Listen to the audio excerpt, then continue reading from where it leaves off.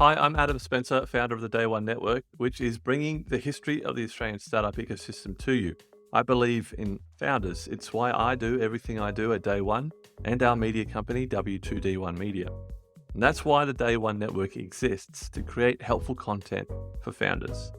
We've got some great shows in development, but a large part of what we do couldn't be done without support from our partners and sponsors. And I couldn't be happier than to be working with NTP, who get community better than any other technology recruitment company out there. A Newcastle company like mine, NTP are invested in seeing the growth of the local tech community in Newcastle, Sydney, and more broadly Australia. So thank you, NTP, for helping us bring helpful content to founders and the startup community in Australia. Back to the interview. Hi, I'm Adam Spencer, founder of the Day One Network, which is bringing the history of the Australian startup ecosystem to you. I believe in founders. It's why I do everything I do at Day One and our media company, W2D1 Media. And that's why the Day One Network exists, to create helpful content for founders. We've got some great shows in development, but a large part of what we do couldn't be done without support from our partners and sponsors. And I couldn't be happier than to be working with NTP, who get community better than any other technology recruitment company out there. A Newcastle company like mine, NTP are invested in seeing the growth of the local tech community in Newcastle, Sydney, and more broadly Australia. So thank you, NTP, for helping us bring helpful content to founders and the startup community in Australia. Back to the interview. Hi, I'm Adam Spencer, and welcome to Day One, the podcast that spotlights Australian startups, founders, and the organisations that empower Australian entrepreneurship.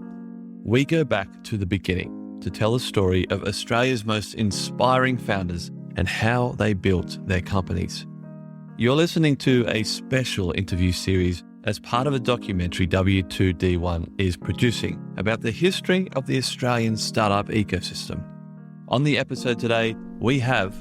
Hi, I'm Murray Hurps, Director of Entrepreneurship for UTS. We've got an awesome program at UTS Startups that is designed to inspire and support technology-enabled entrepreneurship. So engaging with 45,000 students plus all the public around UTS, helping them understand here's people like you doing things you can do and getting wonderful results, and helping those people to take their first steps as entrepreneurs, and then supporting 378 student-launched startups at the moment, and helping them to grow what they've started as well.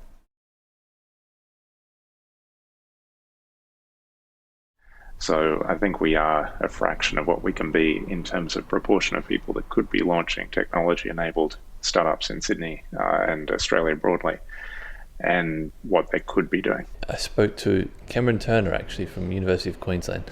He said, this is his opinion, that we're paid really well in Australia, so it's that what do we hope to get leaving our jobs to start a company? There just isn't that same driver there.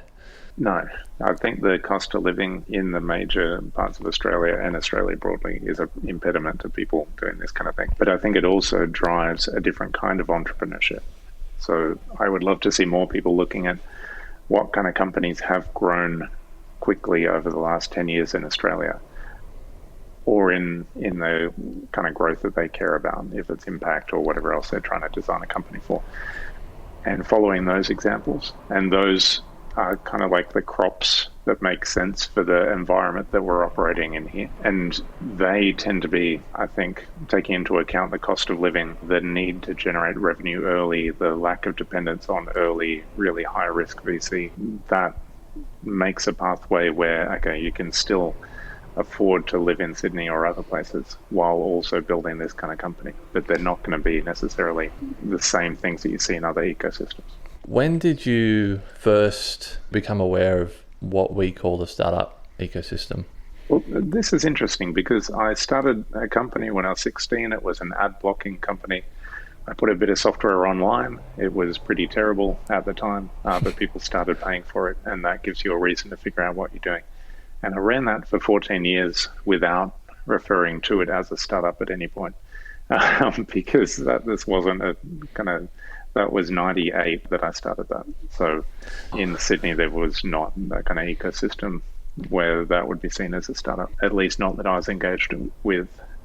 And at some point towards the kind of end of life for that company, I was introduced to Fishburners, and this was when it was one level in a building in Ultimo. And I remember Patrick referred me and said, "You got to check this place out. There's other people doing stuff kind of like what you're doing." And that sounded cool, because for the entire lifespan of Ad Muncher, the people I was working with were wonderful people overseas and no people in Australia. So none of the team, none of the partners, like none of it. Yeah, none of the customers were in Australia, really. And so to see, okay, here's a lot of people doing things in software and technology. This sounds cool. Let's get involved there. That kind of bit me a little bit with the bug, just seeing a lot of people collaborating, helping each other out, finding their own versions of success, and then coagulating into more successful teams. That lit a fire under myself. What year was that you discovered Fishburners? I think it was 2013 or so. And they had started around 2012? Yes. Around that time, 2012, 2013, what else was visible to you in terms of a startup infrastructure or systems or support or people at that time? Not much, but I think for someone that was just finding the way in the ecosystem, that was still enough. If there's a couple of accelerators, a couple of spaces, a couple of companies that are starting to get interested in doing things in that area, everything seemed quite exciting. There definitely seemed to be a bunch of hackathons starting to happen around that time as well. So people spending their weekends building things and starting new kind of companies on Monday morning. So yeah, a lot of small things, quickly growing number. Yeah, this is what I'm hearing again and again. That kind of 2012 time seems to be, an inflection point where a lot of different activities and momentum from it just all kind of coalesced and collided and things really started to pick up at around that time. Can you comment on that? What were some of the catalysts that drove that? I've thought about this because, for example, you had ATP in 2000 as well, and which is now Cicada and other things over there. But for 12 years or so, that was operating and pulling different companies together. But it didn't seem to create that explosive point of hundreds of people coming together. I wonder whether, like, Facebook groups, I think, are underrated in their role that they played. Because, for example, the Sydney Startups group on Facebook is now probably 25,000 people or something. And a lot of other kind of entrepreneurial support groups and the Fishburners group itself, interesting ways of bringing a lot of people together and helping them collaborate, which I think makes sharing of space a little bit easier as well. I think maybe there was a rise in the number of these kind of technology-enabled entrepreneurs starting up around the time, but I'm not 100% sure on that. I think there was something else happening around. Maybe it was other proof points of people seeing collaborative space use, co-working and incubators happening, and then saying, okay, that seems like a good idea, let's do that as well. And then that taking off as a thing. But yeah, I'd love to dive deeper into the reasons for that. I don't have an answer that I'm happy with yet.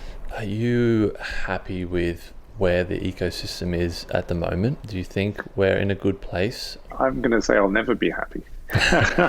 Because this is my thing. I love the experience I had is one that I want other people to have, where you're not trying to get on a certain career path treadmill.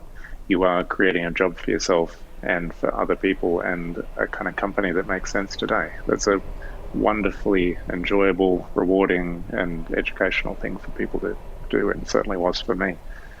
And if an idiot like me can do it, everyone can do it, or at least a lot more people than there are currently. So I love seeing people starting to understand this, of trying their own things, seeing things working out, of running into people on the street 3 years after I saw them last and asking how their thing is going and hearing wonderful stories about what they've done since or the things that they learned in doing something that didn't work out. It is a wonderful thing. And in terms of am I happy with where it is now, I'd say I think we've wasted a lot of opportunities across Australia in what we could be doing to push things forward. I think we've done pockets of good, but when you think of millions of people that could be creating their instant zero cost exports, and other kind of technology-enabled solutions that could be done in Australia and are not being done. This makes me scratch my head a bit and think, okay, what can we do a little bit differently to move things in that direction faster?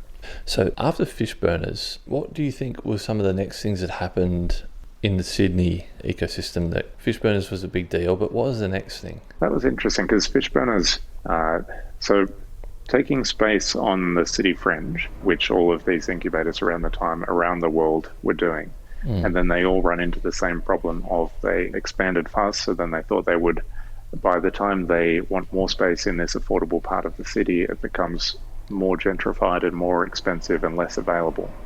And all these entrepreneurs moving in create a vibrant environment for cafes, restaurants, and other things around the area as well. So Fishburners expanding like that, like all the other similar incubators I've met around the world did, was interesting, but then created a next logical step of, okay, if it's taken over the whole building in Ultimo and can't find more space in the area, but the demand is still continuing, what does that create? It makes Fishburners want to find other location opportunities, and that started a giant process around looking at every building around the area, every building around the CBD, a lot of other things outside of the city as well, while also creating a lot of opportunities for other co-working spaces and incubators to get off the ground. So there was a lot more starting, I'd say, most notably Stone and Chalk and probably Tankstream Labs, and then kind of WeWork and other operators becoming, or either establishing or becoming larger through the change in demand as well. Do you think that was a similar timeline and challenge in other cities around Australia, that co-working spaces and incubators were starting on the fringes of the CBDs in more affordable premises and then running into that same problem of running out of space? Yes, I'd say definitely. Take River City Labs, for example. I'd say they had a similar experience down in Melbourne, and then you start to see kind of precinct in Queensland set up as a solution, or Sydney Startup Hub in Sydney, or the Docklands site in Victoria. There's a natural magnetism towards the middle of the city and larger spaces to deal with the growth of these companies. And you see the same thing happening again and again in Australian cities as well. Is it a case of what got us here won't get us there, in terms of what do we need to do next? Or what do you think we need to do next to keep the ecosystem growing? I think the question is, why is it not growing? Because everyone is full of ideas, and I think it's easy to come up with things around what we could do in high school education or younger, or what we could do in Centrelink allowances and other support for people that are unemployed, or what we could do in the business environment that we provide for people, or what we can do in visas, in entrepreneurial visas or visas appropriate to early stage companies. And there's such a long list after that of good ideas. The question is, why doesn't Australia start to adopt these things? And maybe that's a similar question to why don't Australians do this in as larger numbers as they can. I think Australia has the same problem that Australians have, that the best impediment to a great life is a good life. And everyone, and us as a country, I think, have been quite comfortable where we are. Why shake things up? Why do something in immigration that will maybe be unpopular but will provide a long-term economic boost? Why do something in education that parents aren't maybe going to be supportive of? I think until we have that catalyzing moment that, nuts, we need to do something quickly to help our economy bounce back and realize what it can do, then we're not going to change. So I can have ideas for days, and I've got ideas for days. But until I think Australia has these moments that make us all say, okay, we need to change things, and the public support it and government support it and everyone else realize this is something we all need to be doing, then I don't think things are going to change. What wave are we in at the moment, or what generation of startups or the startup ecosystem would you say we're in at the moment? Ooh. I feel like we kind of missed out on the first bubble. When people talk about startup kind of cycles overseas, they talk about bubbles. But I didn't, from anything I saw, see much of a bubble around Australia at the time that Silicon Valley was experiencing their first one. So I feel like the real wave of activity in Australia has been kind of 2010 onwards. That burst of enthusiasm, the kind of initial things being set up, different parts of government amping up and doing more and more, and then Malcolm Turnbull coming in and bringing in the National Innovation and Science Agenda, that kind of spur of activity maybe is a crescendo of that first wave. And then I think this is not fantastic to say, but I suspect from all the data that I've seen that high point, which would have been 2017, has been a decline since, and then probably accelerated by the last 2 years of COVID impacts. As in accelerated downward? Yes. Another hard question, but how do we break that? What do we need to do? Well, this is the thing. I enjoy getting up every day and having this as a problem. So I think for anyone that cares about this, and certainly anyone that cares enough to listen to this podcast, you sitting wherever you are listening to this, what are you doing each day to get more people understanding the opportunities available to them and pursuing those opportunities, and for the people that are pursuing them to be supported and have access to what they need? So I think until something really motivates Australia to change on a larger scale, it's up to the individuals who have any kind of leverage to be using that leverage to support more entrepreneurship here.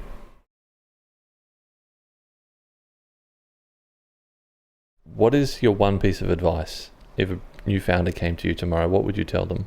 Ooh, I think it'll be the same. It'll be, don't listen to idiots like me. That was it. Because if you ask me, how do you start and grow an ad blocking company 25 years ago, I can tell you really well how to do that.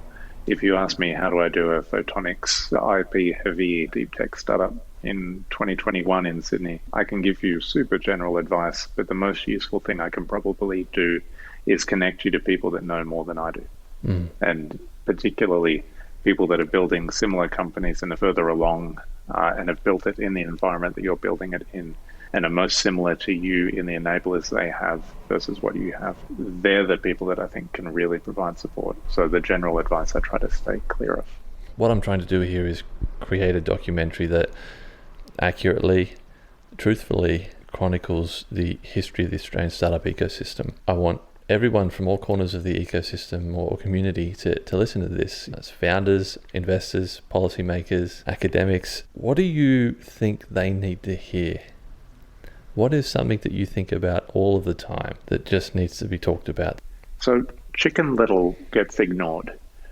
If you stand on a mountaintop and say the sky is falling, people don't want to internalize that and deal with how that makes them feel and what they need to do. Similarly, if you are the opposite of that and you say, everything is wonderful and here's this kind of wonderful opportunity that's too good to be true, people don't internalize that either. I think there's a natural hesitancy to expose yourself to something that could be wonderful but might not. And honestly, I think you can be Chicken Little and say automation is coming and there's going to be a massive change in workforces and the impacts of the pandemic and the world is overtaking us and blah, blah, blah. And people don't respond to that. And you can say, for the first time in human history, someone with a laptop anywhere in Australia can create a company, a new solution, and reach customers all around the world instantly at zero cost, potentially. And that's transformative and should be something that we're, especially as a remote kind of island of the world, that we should be jumping on as our next major export activity. People don't jump on that as well because that sounds, I think, too good to be true. I think the way to drive change is to find a middle ground of, we need to be doing this because existing industries are challenging in the different ways that they are challenging. And also there's wonderful opportunities that I'm not going to oversell, but I can point to clear examples of things that people can be doing. And hey, you listening, wouldn't it be nice if you used that expertise you have in that particular industry and your knowledge of that particular problem and your knowledge of how to reach customers in that area and did something with it that's not putting everything on the line, but is saying, in a measured way, I'm going to start to transition into this and build something that I'm proud of and that is designed in the way I want it to be designed. And those one-on-one gentle encouragements are, I think, the way to the best change we can make at the moment. So if you take nothing else away from this, I think I'm not going to say everything should be wonderful and will be wonderful, because it won't. I won't say the sky is going to fall and you need to do something straight away, because you probably don't. But I will say there is an opportunity for a better Australia and a better personal outcome for you in technology-enabled entrepreneurship today. And people need to be thinking about that.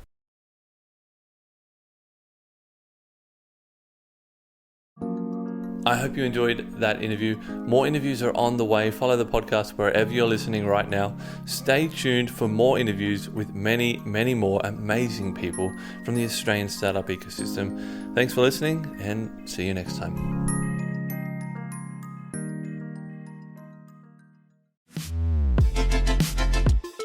The Startup Retro is a new podcast from the team behind Overnight Success. A weekly show where we help you level up on the Australian startup ecosystem by giving you an insider's view on Aussie startups and venture capital. I'm Will Richards. And I'm Gemma Clancy. At OS, we curate the most important news and announcements across the ecosystem and explain a bit of useful context behind them. The Startup Retro podcast will follow a format familiar to our readers of the weekly newsletter, but offer an opportunity for much more discussion. So, if you want to keep your finger on the pulse of all things happening Aussie startups and venture capital, start your week by listening to the Startup Retro. New episodes every Monday, starting the 1st of July. The Startup Retro is brought to you by Day One, the podcast network for founders, operators, and investors.